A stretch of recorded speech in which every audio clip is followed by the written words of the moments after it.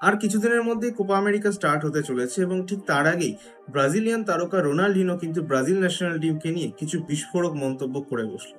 Ronaldinho বলেছেন যে that's it guys, আমি কোপা আমেরিকাতে ব্রাজিলের আর কোনো ম্যাচ দেখবো না এবং কোনো ভিক্টরিও সেলিব্রেট করব না। অনেক হয়েছে। এটা খুবই দুঃখজনক সিচুয়েশন ব্রাজিলিয়ান ফুটবলের জন্য, যারা ব্রাজিলিয়ান ফুটবলকে ভালোবাসে। এই সময় খেলাগুলোতে সেই ব্রাজিলিয়ান স্পিরিটটাকে আর খুঁজে পাওয়া যাচ্ছে না।